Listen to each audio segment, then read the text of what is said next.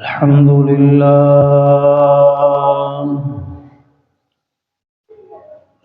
لله نحمده ونستعينه ونستغفره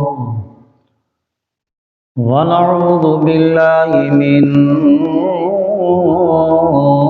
شرور أنفسنا ومن سيئات أعمالنا من يهده الله فلا مضل له ومن يضلله فلا هادي له ونشهد أن لا إله إلا الله وحده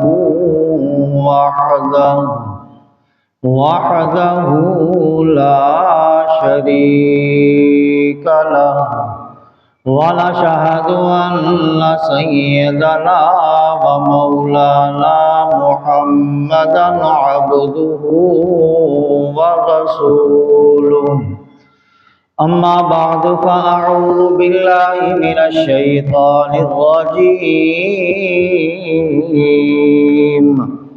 بسم الله الرحمن الرحيم يا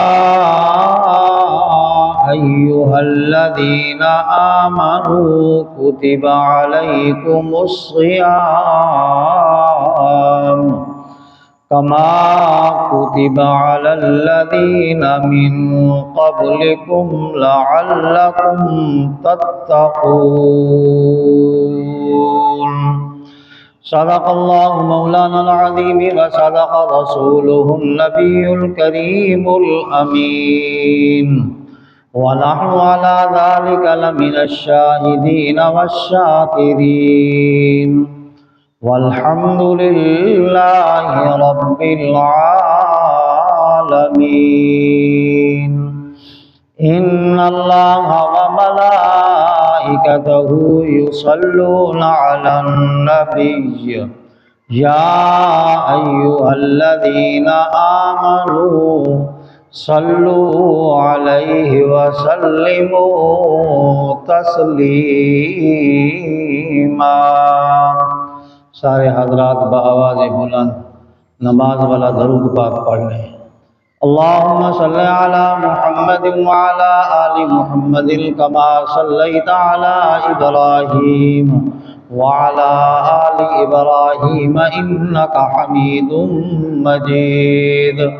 अल्लाहुम्मा बारिक अला मुहम्मद व अला आलि मुहम्मद कमा बारकता अला इब्राहीम وعلى آل إبراهيم إنك حميد مجيد يا صاحب الجمال ويا سيد البشر من وجهك المنير لقد نور القمر لا يمكن الثناء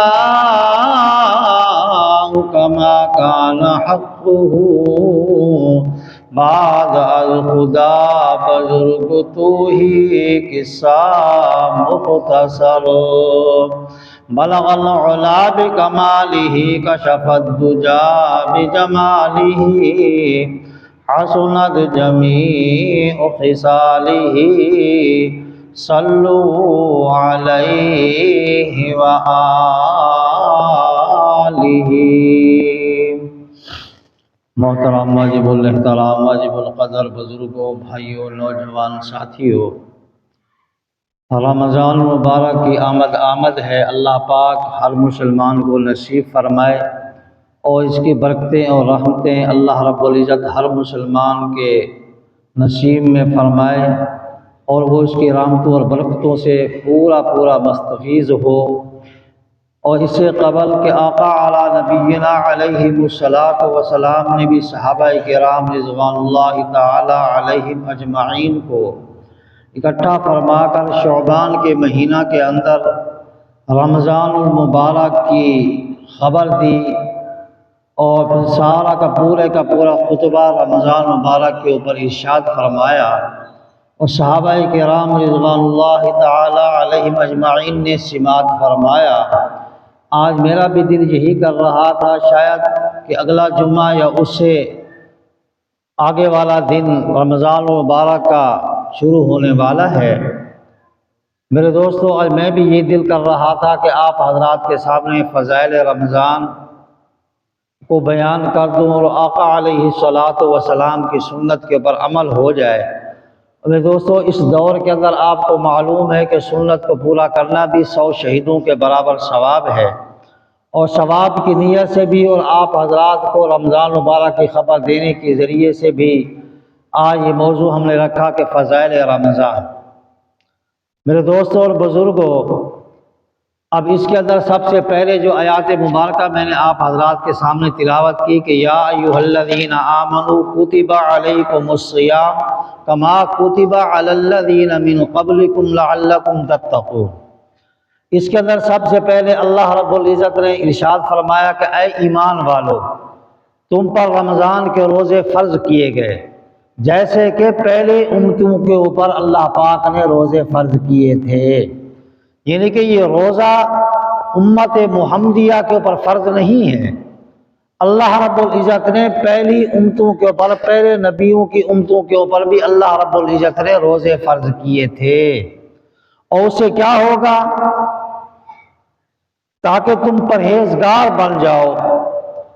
اب وہ پرہیزگاری تو میرے خیال سے اس دور کے اندر جو گیا گزرا دور ہے، اللہ رب العزت ہر مسلمان کو نصیب فرمائے، ورنہ کام بہت مشکل ہے،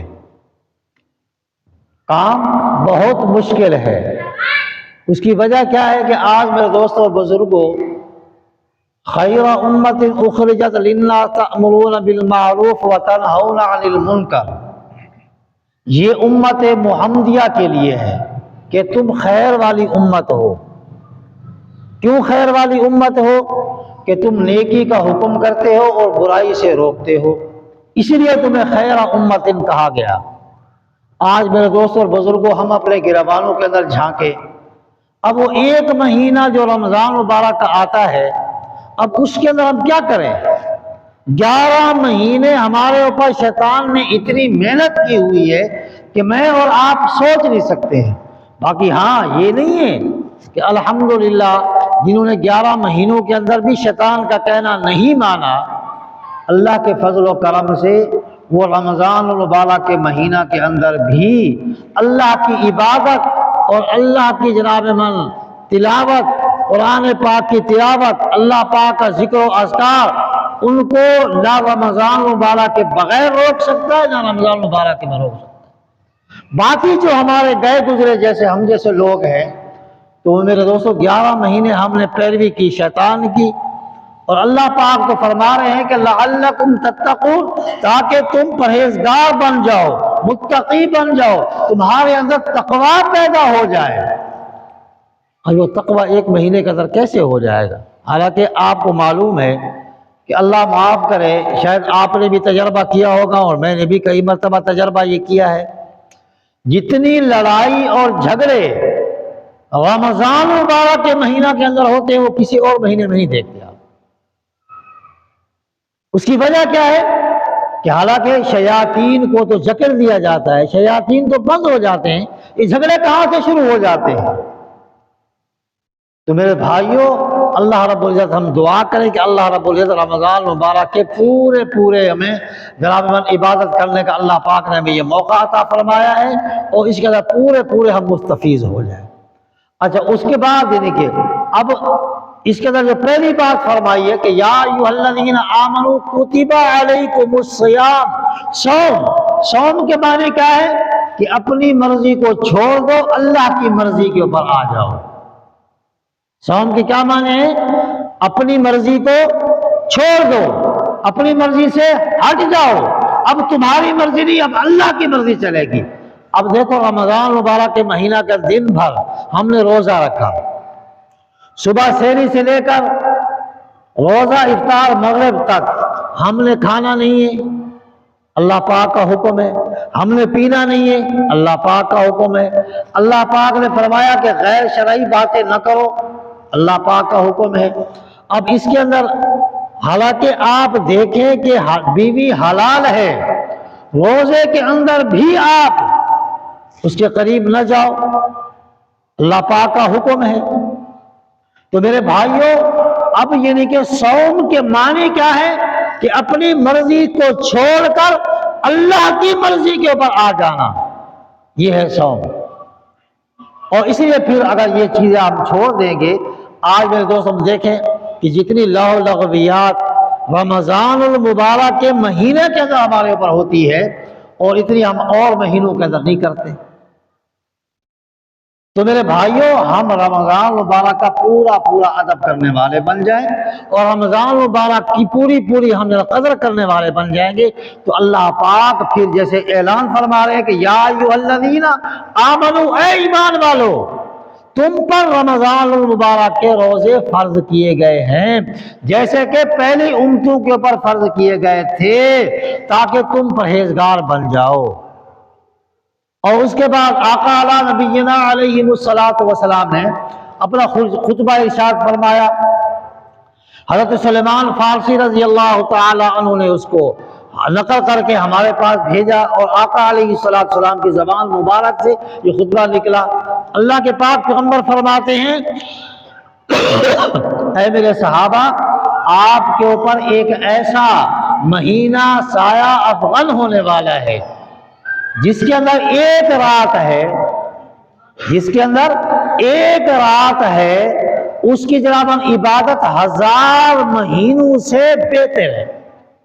1000 دنوں کا نہیں کہا، 1000 راتوں کا نہیں کہا، 1000 ہفتوں کا نہیں کہا، 1000 مہینوں کا کہا ہے کہ اس کی ایک رات کی عبادت اللہ رب العزت آپ کو 1000 مہینوں سے اس کی عبادت بہتر ہے۔ اب اس کے بعد کہ جو روزہ دار کو روزہ افطار کروائے، اللہ رب العزت اس کو اس روزہ دار کے روزے کے برابر ثواب عطا فرماتا ہے۔ صحابہ کرام رضوان اللہ تعالی علیہم اجمعین نے فرمایا کہ آقا ہم میں سے تو کوئی ایسا نہیں ہے کہ جو روزہ دار کو پیٹ بھر کے کھانا کھلا سکے۔ آقا علیہ السلام نے فرمایا کہ اگر ایک گھونٹ لسی سے بھی اگر کسی نے کسی کا روزہ افطار کروا دیا، اللہ پاک اس کے بھی نامہ اعمال کے اتنا ہی ثواب لکھے گا جتنا روزہ دار کو ثواب مل رہا ہے۔ اب روزے کا ثواب کتنا ہے؟ الصوم لی وانا اجزی بہ، الصوم لی وانا اجزی بہ، کہ اللہ پاک فرماتے ہیں کہ یہ روزہ میرے لیے ہے اور اس کی جزا بھی میں خود اللہ دوں گا قیامت کے دن، روزہ دار کو اس کا پتہ نہیں۔ اب سب سے پہلے تو آقا علیہ السلام نے فرمایا کہ جنت کے 8 دروازوں میں سے ایک دروازہ ہے جس کا نام ہے باب الریحان۔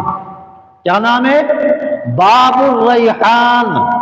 اب باب الریحان سے وہ روزہ دار داخل ہوں گے اور اس کے علاوہ اور کوئی وہاں سے داخل نہیں ہوگا۔ اور پھر پورا سیراب ہو کے، ریحان کے معنی کیا ہے کہ پورا سیراب ہو جانا۔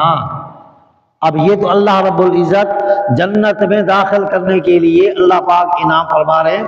جو جنت کے اندر جو انعامات ہیں وہ اس کا مجھے اور آپ کو کوئی علم نہیں ہے، اللہ پاک وہاں کے کیا انعامات فرماتے ہیں۔